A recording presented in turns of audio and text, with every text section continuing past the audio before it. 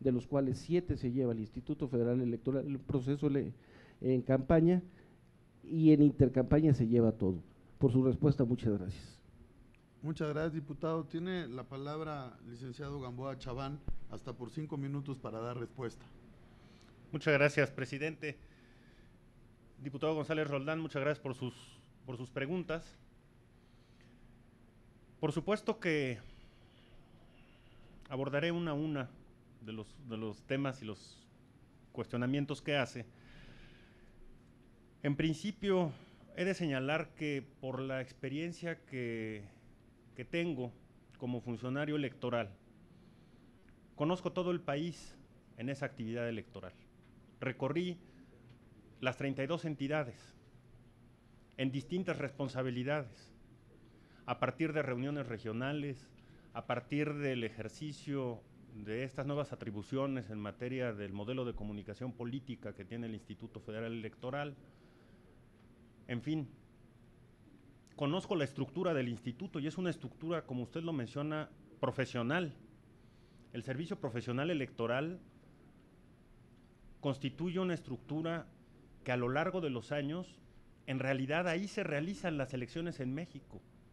El máximo órgano de dirección del IFE, por supuesto, determina conforme a sus atribuciones legales y constitucionales cuáles son las directrices fundamentales para que un proceso electoral se conduzca apegado a los principios que establece la ley. Sin embargo, es indudable que los procesos electorales se llevan a cabo en los distritos del país, en las juntas distritales, en las 300 juntas distritales. Existe experiencia y existe estructura, que es una estructura permanente. No tan solo es una estructura para cada proceso electoral. Esa estructura, por supuesto que, ¿qué medidas se pueden tomar? Hay que enriquecerla. Hay vocalías de capacitación, hay vocalías de registro federal de electores. Hay tareas en materia de organización electoral que se realizan a nivel distrital, a nivel local, que indudablemente hay que consolidarlas, hay que enriquecerlas y hay que aprovechar la experiencia de los funcionarios electorales que realizan sus trabajos con todo profesionalismo. ¿Qué es lo que hace falta a la autoridad electoral? Porque más allá de los estudios de confianza ciudadana en la institución y que han ido posibilitando, digamos, que se posicione el Instituto Federal Electoral ante la ciudadanía con un nivel de confianza muy respetable, muy aceptable por las tareas que desarrolla, en realidad las elecciones también las desarrolla y las lleva a cabo la ciudadanía. Hay una tarea fundamental que es constitucional y que está vinculada a la educación cívica. Es una obligación integral y directa que tiene conferida por el artículo 41 constitucional de la Carta Magna el Instituto Federal Electoral y que resulta fundamental fortalecer. ¿Qué implica, digamos, lo que usted mencionaba en cuanto a costos de listados nominales? Sí existen costos, hay convenios, pero hay costos que se pagan. ¿Por qué? Porque hay utilización de determinado papel para su impresión e indudablemente este tipo de costos o estos costos que se llevan a cabo no necesariamente se tendrían que erogar si existe una autoridad electoral única. Hay tareas de registro, como lo he mencionado, como la integración del padrón electoral, como la credencialización que ya lleva a cabo el Instituto Federal Electoral como autoridad única en el país. Y de igual manera, el tema de radio y televisión es un tema que el Instituto Federal Electoral, por disposición constitucional con motivo de la reforma electoral de 2007, lleva a cabo esas tareas como autoridad electoral única. ¿Qué se necesita para consolidarlo? Por supuesto, en este proceso de consolidación democrática de nuestro país, que se ha venido sucediendo con alcances importantes, en donde se ve una integración plural del Congreso, en donde se identifican procesos electorales con mayor participación ciudadana, resulta fundamental consolidarlos de la mejor manera. Y, perdón, presidente, me extiendo unos segundos más, simplemente para concluir las preguntas del diputado González Roldán. Adelante. En el sentido de que indudablemente el tema de una autoridad electoral única frente a un tema de la soberanía de los estados es un tema que en mi consideración hay que ponderarlo y cuidarlo muy bien.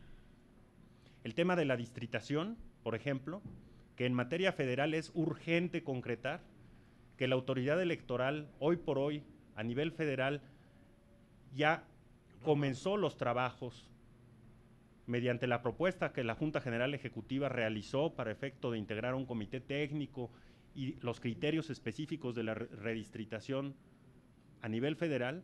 Resulta fundamental unificar criterios con las autoridades electorales locales, y no con ello quiero decir que el número de distritos a nivel local debe de ser igual al número de distritos a nivel federal. Indudablemente no es el tema. Por supuesto que se necesitan unificar criterios que permitan hacer transitar la actividad electoral de la mejor manera posible en beneficio de la ciudadanía. Espero haber abordado las preguntas que usted me realizó.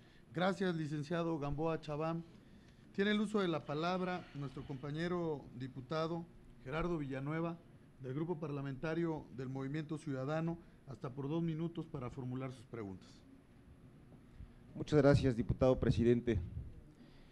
Antes de formular la pregunta, quisiera agradecer al diputado Luis Antonio González la manifestación que ha hecho de solidaridad hacia nuestros compañeros del Congreso de la Unión, tanto Ricardo como David Monreal. Gracias, diputado Luis Antonio González. Ciudadano Antonio Horacio Gamboa Chaván, le doy la cordial bienvenida a nombre del Grupo Parlamentario del Movimiento Ciudadano. Quiero agradecer a los integrantes de esta comisión que me permitan participar, en particular a su presidente y a mi compañero de grupo parlamentario, diputado Alfonso Durazo. Mirando la ficha curricular que resume una larga trayectoria que usted presenta para este proceso en el que usted aspira a ocupar un espacio en el Consejo Ciudadano del IFE, se advierte que en estos 11 años prácticamente ha recorrido digamos, los escalones que un servidor público en este órgano autónomo puede recorrer, lo cual de entrada a mí en lo personal me parece algo favorable. Sin embargo, también corresponde ese mismo periodo prácticamente al espacio temporal en el que el Instituto Federal Electoral decayó en su prestigio como órgano autónomo y que estuvo en una posición de reconocimiento ciudadano durante el nacimiento como órgano constitucional autónomo a finales del siglo pasado, me refiero a finales de los 90. No digo que usted sea responsable, simplemente quiero señalar aquí esa coincidencia y sí me gustaría de entrada y curiosidad saber qué opina sobre esta reflexión. También preparamos una pregunta al investigar sobre sus antecedentes. Encontramos notas periodísticas de diciembre de 2011 en la que se relata que la Contraloría General del IFE encontró elementos para sancionar a 10 funcionarios y exfuncionarios del instituto por daño patrimonial, cohecho, uso indebido del servicio público y negligencia por la adquisición de un sistema de monitoreo de medios que costó 25.7 millones de dólares.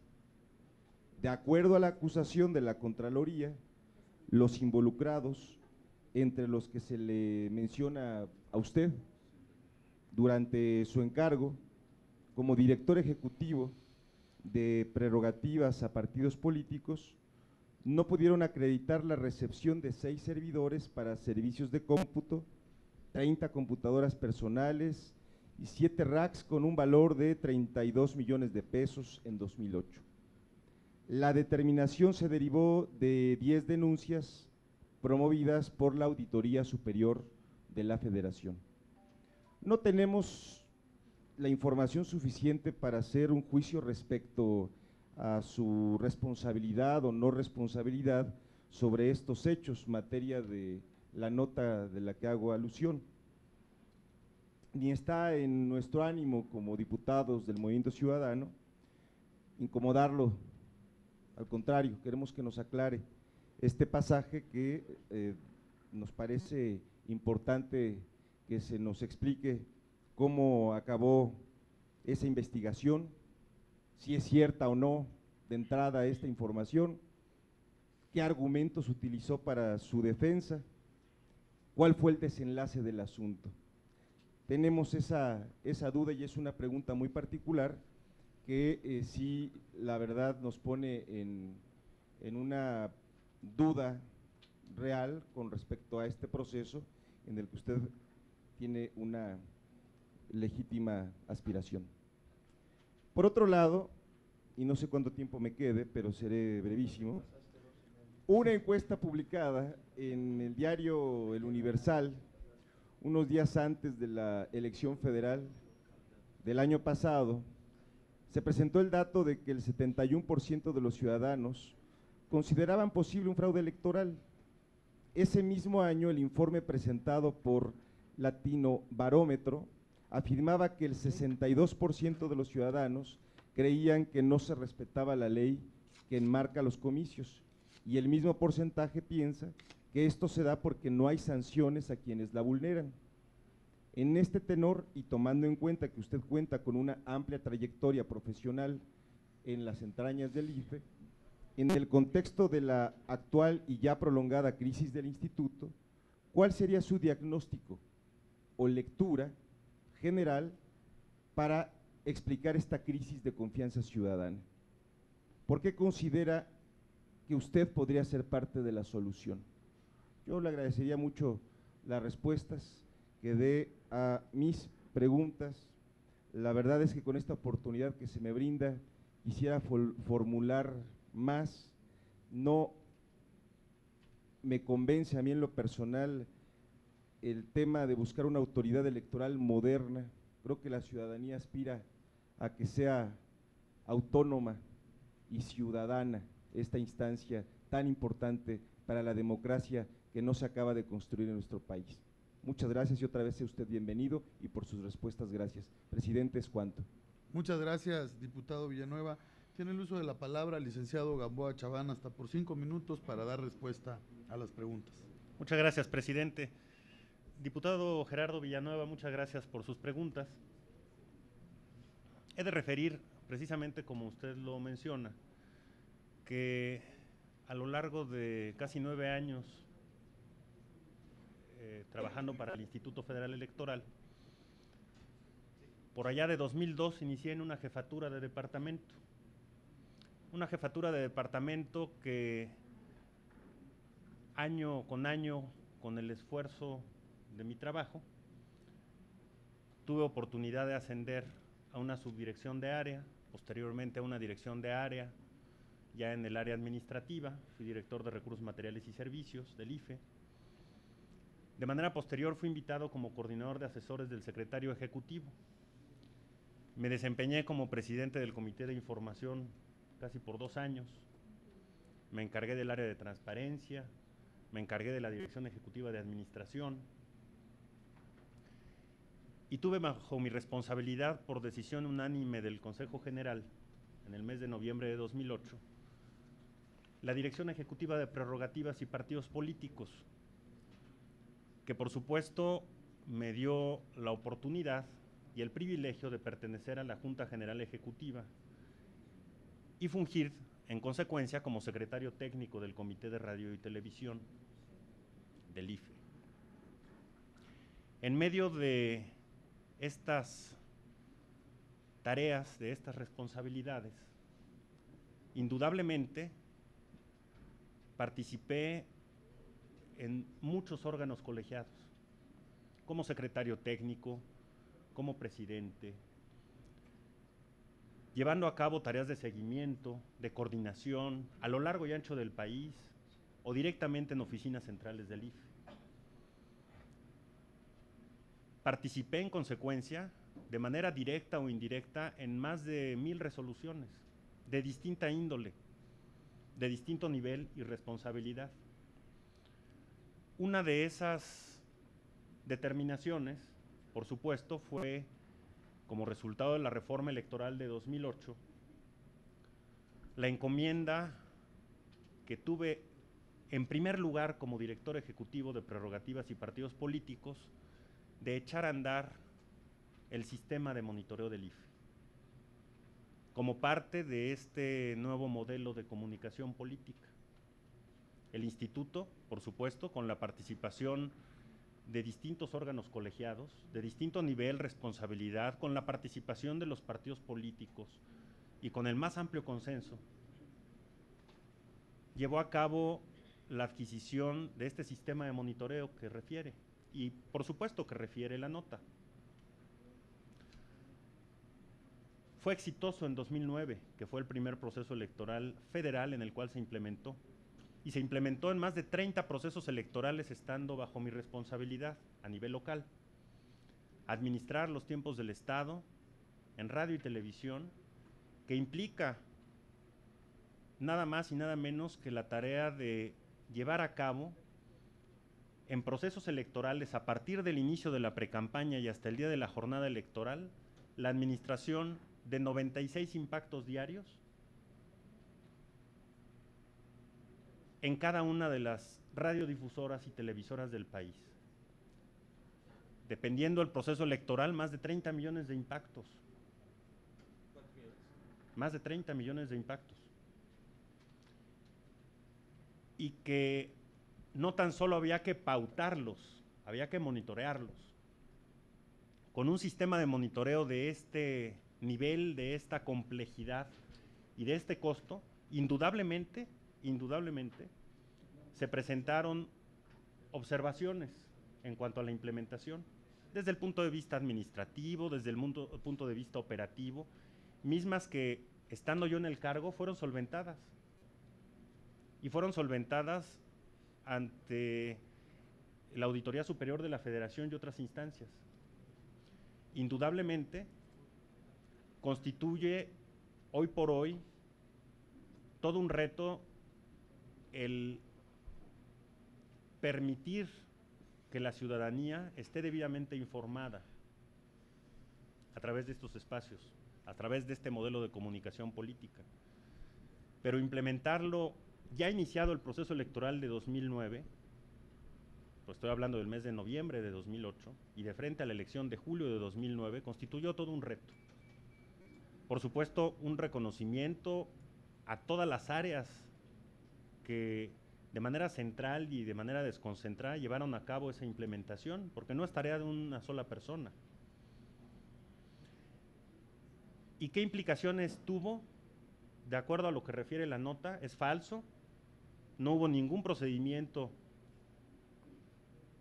que desde el punto de vista administrativo, de Contraloría, se siguiera respecto a ese tema en particular. Insisto, hubo observaciones que fueron puntualmente atendidas. Y por último, respecto al tema de las encuestas que refiere de confianza ciudadana, de la percepción que existe en la ciudadanía, por supuesto que existe una necesidad de brindarle a la ciudadanía información muy puntual de cuáles son las responsabilidades de la autoridad electoral. La ciudadanía debe estar informada qué hace la autoridad electoral y cómo lo hace. En muchas ocasiones no existe información. La autoridad electoral debe de saber transmitir de una manera oportuna, clara, precisa, qué hace y cómo lo hace. Y ese primer punto de información, me parece, considero, resulta fundamental para poder brindarle a la ciudadanía orientación directamente de la autoridad responsable de organizar elecciones. Que esa información no llegue sino por conducto de la autoridad responsable y que además es la que organiza la elección, es la que sabe para qué se realiza cada una de las etapas de un proceso electoral, y esa información debe de ser muy clara y puntual. Son mis consideraciones al respecto, diputado Villanueva. Muchas gracias, licenciado Gamboa Chaván. Tiene el uso de la palabra nuestra compañera diputada Ruth Zabaleta, del Grupo Parlamentario del Partido Verde Ecologista de México, hasta por 2 minutos para formular sus preguntas. Muchas gracias, diputado presidente. Bienvenido, licenciado Gamboa Chaván. Voy a cambiar la dinámica del seguimiento de este cuestionamiento en base a su ensayo, y voy a preguntarle 2 cuestiones que tienen que ver con las cosas electorales, pero no con este ensayo, sino cuestiones que me gustaría escuchar su opinión al respecto. Una de ellas es el asunto de la reglamentación de las candidaturas independientes. Quiero decirle que yo no comparto la idea que usted tiene y de muchos otros ponentes respecto a centralizar las decisiones del IFE, tener un IFE nacional, sino yo compartiría esta decisión de tener más distribuida el poder y la función del Instituto Electoral, pues desde mi punto de vista para resultados más óptimos. Y en ese contexto quiero preguntarle cómo resolvería usted que ahora se ha reformado la Constitución y tenemos candidaturas independientes, y en cada estado de la República obviamente esas candidaturas independientes multiplican el trabajo electoral. ¿Cómo se podría enfrentar esta circunstancia de las candidaturas independientes desde su punto de vista, desde un IFE nacional? Y la segunda pregunta, me interesa mucho escuchar su opinión, porque es un tema que, si bien es cierto, ha sido recurrente desde hace muchos años, no era un tema que el IFE tuviera contemplado y aún todavía no lo tiene contemplado dentro de sus posibilidades, desde mi punto de vista, impulsar incluso, es el asunto de género.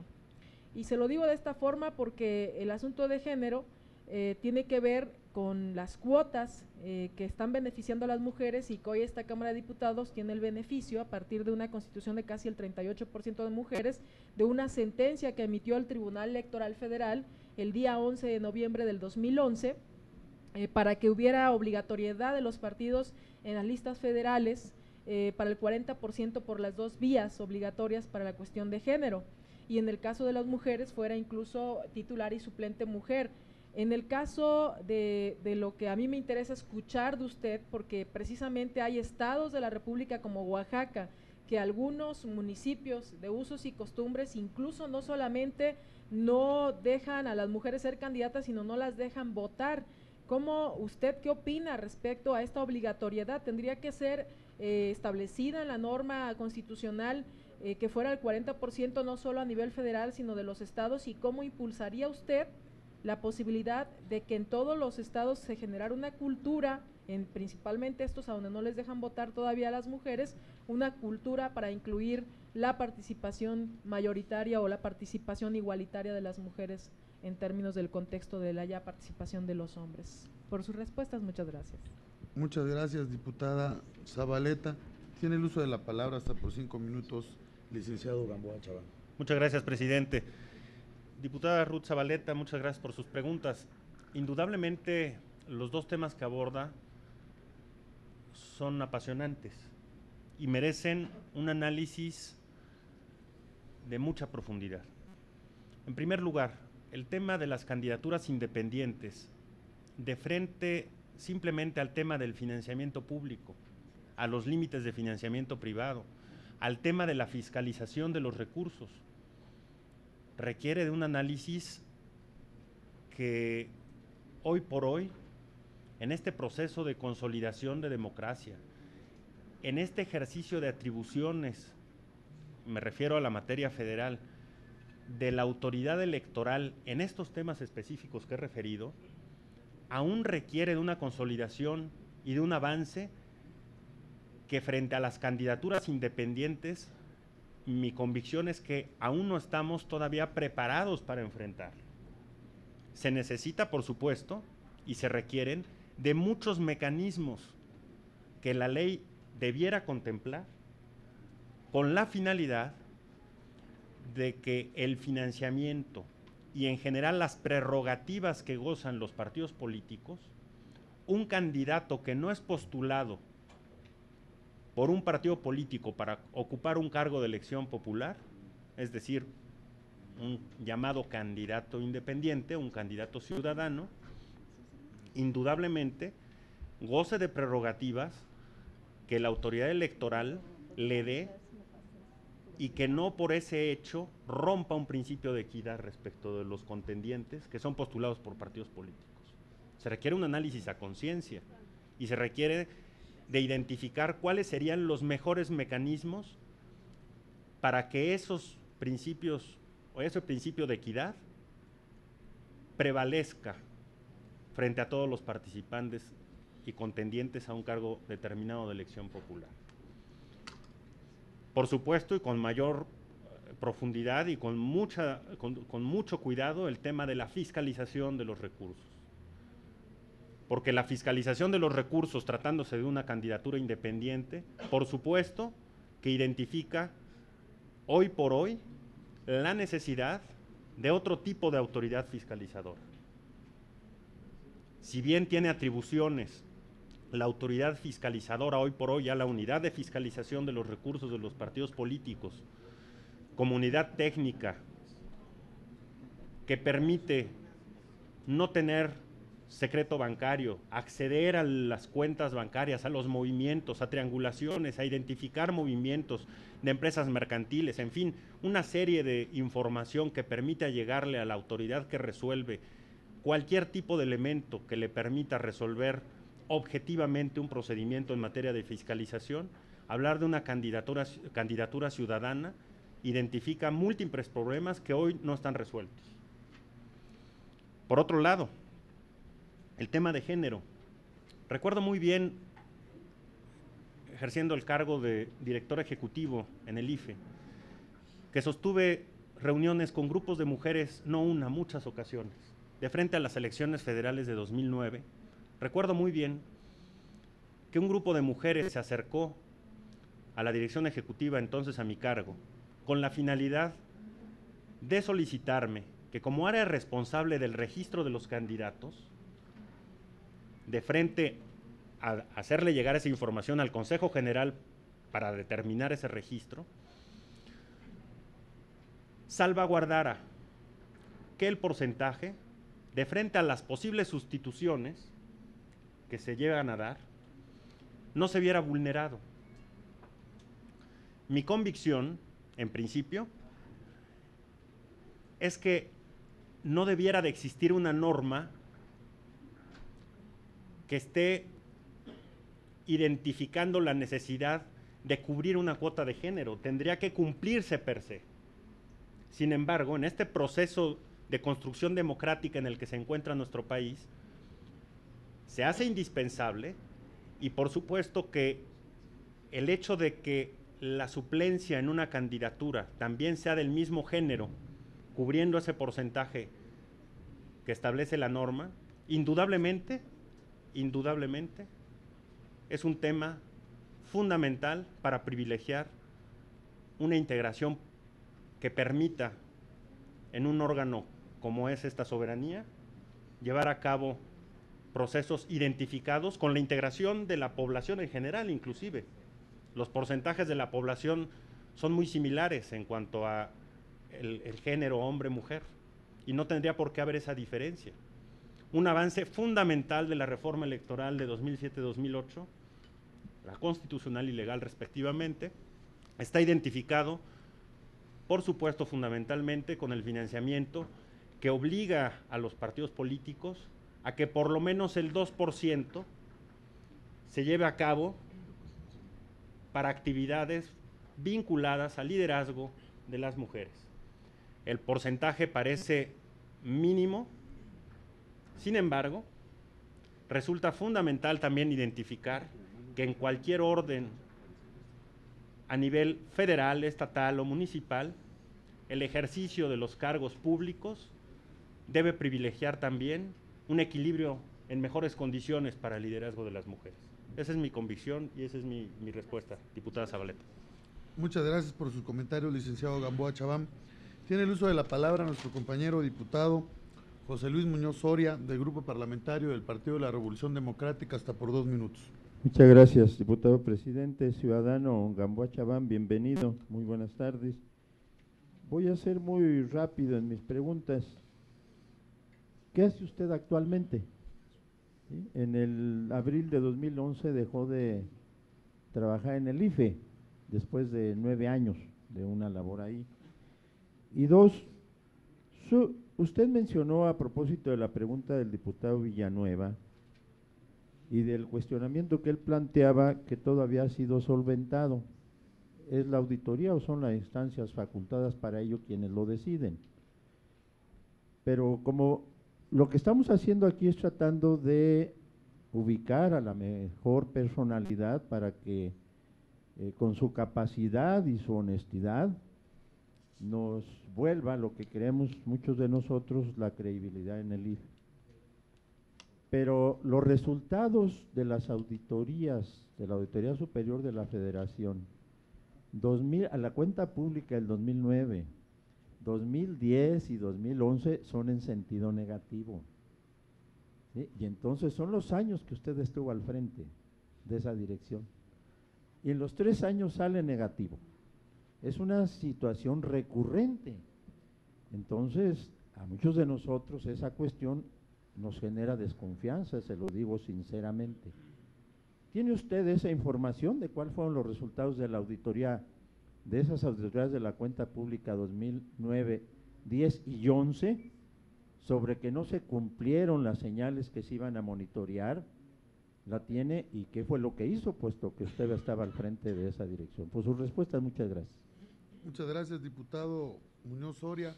Tiene el uso de la palabra, licenciado Gamboa Chabán, hasta por 5 minutos. Gracias, presidente. Diputado Muñoz Soria, por supuesto que agradezco en mucho las preguntas que realiza, porque me dan oportunidad de identificar con mucha claridad algunos temas que ya no me fue posible realizar ante la pregunta del diputado Villanueva. En principio, actualmente, entre otras actividades, estoy registrado como investigador parlamentario en el Centro de Estudios de Finanzas Públicas. A partir de 2011 solicité esa incorporación y después de una serie de trámites, inclusive ya presenté un estudio, un análisis en materia de financiamiento público. Muy bien. Entonces, como yo abordando ahora su pregunta, como yo lo mencioné o lo expresé así por escrito en mi renuncia, fue una decisión enteramente personal. Así se lo expresé al consejero presidente. Una decisión personal que en el mes de abril de 2011 me hizo determinar presentar mi renuncia al cargo de director ejecutivo, que inclusive, cumpliendo un afán de institucionalidad, que el mismo consejero presidente reconoció en la sesión en la cual dio aviso a mi renuncia, esa fue la constante de mi comportamiento como funcionario electoral. He de mencionar un tema con especial relevancia. El ejercicio de los recursos públicos en el IFE como responsable de entregarle las prerrogativas a todos y cada uno de los partidos políticos mes con mes. Fue auditado cada uno de los años, que fue mi responsabilidad, y en muchos casos por más de 3,000 millones de pesos cada ejercicio fiscal. Y fue auditado con resultados puntuales, sin observaciones en ese ejercicio. Resulta fundamental añadir que el elemento de mayor impacto en el ejercicio de los recursos públicos adicional a la entrega de las prerrogativas del financiamiento público a los partidos políticos, también estuvo referenciado al tema del monitoreo de radio y televisión. Y este se realizó en 2008, exclusivamente en 2008. 2009, 2010 y 2011 no hubo de una manera significativa recursos destinados para el tema de monitoreo, dado que fue fundamentalmente el tema de su implementación durante 2008, mismo que, insisto, no hubo ningún procedimiento en el cual yo fuera llamado a comparecer ante una autoridad fiscalizadora. Hubo observaciones que se atendieron puntualmente, inclusive estando yo en el cargo, todavía como director ejecutivo. ¿Cuál es, digamos, una serie de medidas que se tomaron para mejorar el número de señales? He de mencionar un tema que rebasa el texto de la norma. Las señales de radio y televisión es un tema que se opera desde el punto de vista técnico. Una señal de radio y televisión no se regula, desgraciadamente, a partir de un texto legal.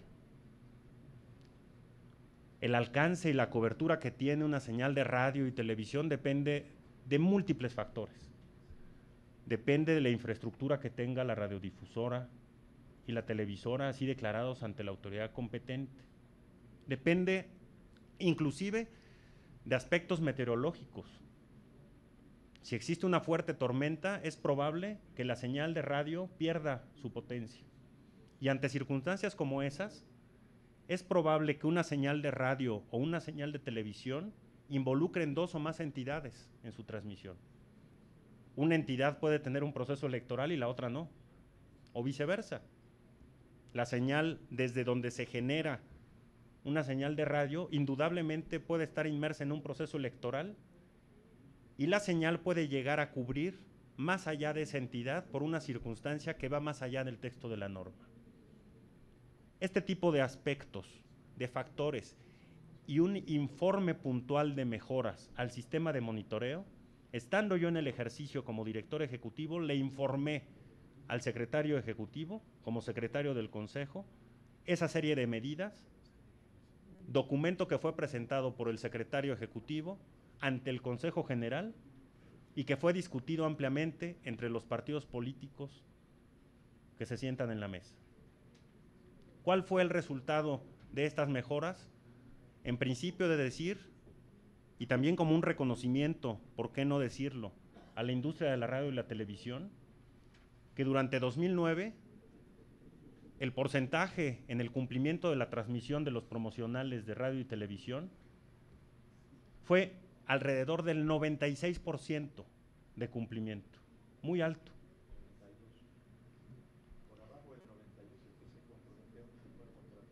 ¿Qué es lo que sucedió el proceso electoral pasado? Y así consta dentro de los informes que actualmente se han presentado al Consejo General en la materia. El porcentaje se ha incrementado casi a un 98% de cumplimiento. Por supuesto que los porcentajes, cuando se han visto disminuidos desde que inició el tema del monitoreo en la transmisión de los tiempos del Estado en materia electoral, como responsable de su implementación y de la verificación, siendo yo el titular de esa área, le generé las vistas al secretario del Consejo General con la finalidad de que eventualmente se sancionara aquella televisora o radiodifusora que no estuviera cumpliendo. Y así se generaron múltiples sanciones